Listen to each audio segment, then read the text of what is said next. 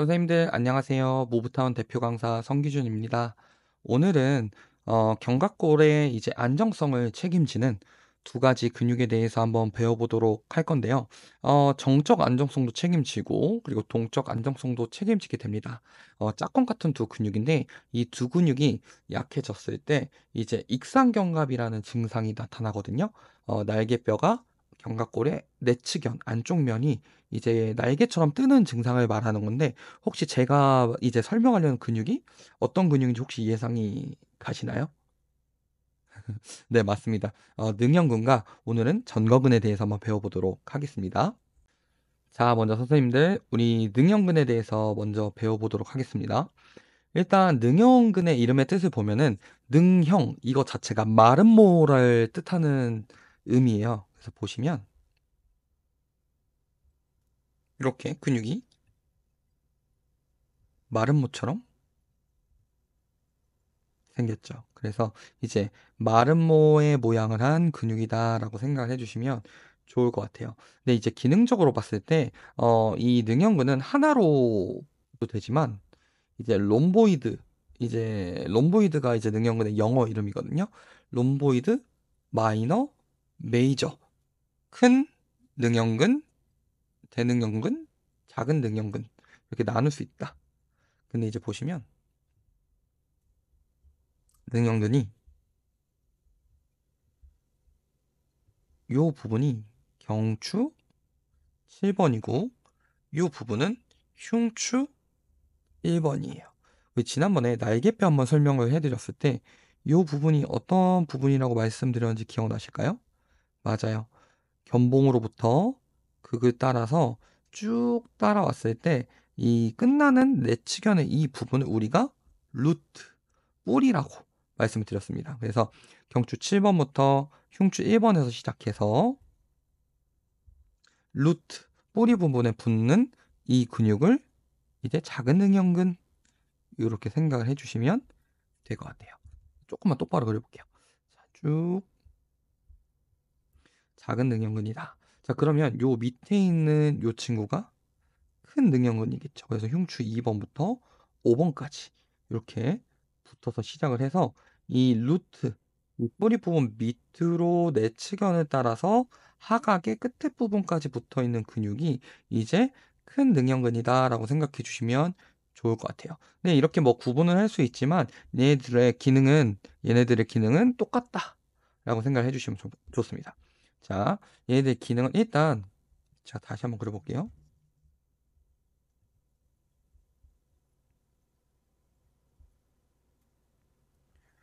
자, 요렇게 근육이 수축하는 결을 가지고 있겠죠. 자, 이거를 똑같이 두 개로 다시 한번 나눠보면 위로 당기는 힘과 안쪽으로 당기는 힘이 존재를 할 겁니다.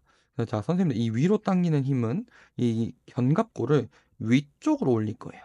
이 견갑골이 위로 올라가는 동작을 제가 뭐라고 말씀드렸었죠? 맞습니다. 거상을 만드는 기능을 한다라고 생각을 해주시면 좋을 것 같아요. 자, 그러면 여기 안쪽으로 당기는 힘은 당겨지면 어떤 동작을 만들까요?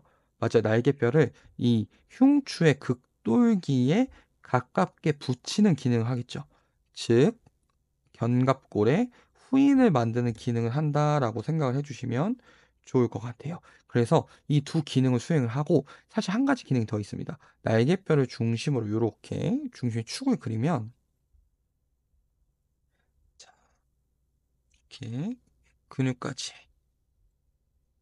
이 모멘트 팔을 한번 그려볼게요. 이 상태에서 위로 당기면 어떻게 될까요? 그러면 회전이 이런 방향으로 일어날 거예요. 이런 회전은 하각을 삼각보다 더 안쪽으로 움직이게 만들겠죠. 즉, 하방 회전을 만드는 기능을 한다라고 생각을 해주시면 좋을 것 같아요. 다시 정리를 해보자면 견갑골을 후인을 하는 기능을 하고요. 그리고 거상을 하고 그리고 하방 회전을 만드는 기능을 수행한다. 라고 생각해 주시면 좋을 것 같습니다. 자, 여기까지 능형근의 기능에 대해서 한번 알아봤어요. 자, 다음은 전거근에 대해서 알아보도록 하겠습니다. 자, 선생님들 전거근은 이름 뜻을 한번 보자면 거자가 톱니바퀴 할 때 그 톱니를 뜻해요. 그래서 보시면 여기서 잘 보이실지 모르겠지만 일단 이렇게 톱니 모양처럼 지그재그 요렇게 생긴 거 보이실까요? 이런 톱니 모양인데 앞에 전자가 붙었죠. 앞에 붙어 있는 톱니 모양의 근육이다라는 뜻을 가지고 있습니다. 그럼 전거근이 있으면 당연히 후거근도 있겠죠. 그래서 후거근도 있다라는 걸 조금만 기억해 주시고 일단 전거근에 대해서 배워볼게요. 전거근을 따로 떼보면 자, 이 시점은 이 갈비뼈에서 시작한다라고 생각해 주시면 좋을 것 같습니다. 이 갈비뼈 1번부터 쭉 내려와서 이렇게 하나하나씩 톱니의 모양처럼 이렇게 붙어져 있는 거 보이실까요? 그래서 이렇게 근육이 붙어져 있다. 그리고 어디에 붙냐면 견갑골의 안쪽 면, 이 안쪽 면에 이 내측형 방향에서 시작을 해서 이렇게 붙는다. 그러면 이 근육이 수축하면 어떻게 될까요? 날개뼈를 그대로 앞으로 끌고 오는 기능을 하겠죠. 그래서 날개뼈를 전인시켜주는 기능을 한다. 또한 이 날개뼈에 상방회전을 만들어주는 기능을 수행을 해요. 그러면 우리 전에 배웠던 근육 중에서 상방회전을 만드는 근육이 뭐가 있었죠? 맞아요. 승모근이 있었어요. 승모근이 뒤에서 볼게요. 승모근이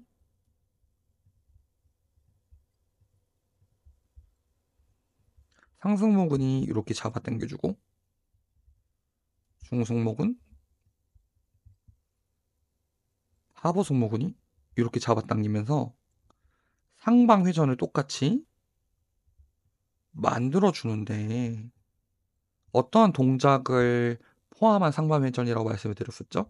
맞습니다. 후인 동작을 포함한 상방회전이었어요. 그러면 우리 이 후인 동작을 이겨낼 수 있게끔 도와주는 근육이 전인을 만들어주는 전거근이 동시에 수축을 해줘야 이 축이 안쪽으로 후인되지 않으면서 그대로 상방회전을 만들어줄 수가 있겠죠. 그래서 이 전거근은 정적인 안정성뿐만이 아니라 동적인 안정성 또한 책임져주는 되게 중요한 근육이다. 그래서 승모근과도 짝을 이루어서 꼭 기억해 줘야 되는 근육이라는 걸 생각해 주셨으면 좋겠습니다. 그래서 이 전거근은 이 견갑골을 이 흉벽에 붙이면서 상방회전을 만들어주는 근육이다라고 생각해 주시면 좋을 것 같아요. 그래서 이렇게 중요한 근육이라는 걸 기억해 주셨으면 좋겠고, 자, 또 한 가지. 우리 능형근과도 짝꿍을 이루어서 같이 생각하셔야 된다고 말씀드렸었죠. 그래서 능형근과 같이 묶어서 한번 보도록 할게요. 자, 능형근과 그리고 견갑골까지 같이 볼게요. 자, 그러면 이렇게 보실게요. 능형근의 정지점을 보시고 전거근의 정지점을 보시면 서로 이렇게 겹쳐져 있죠.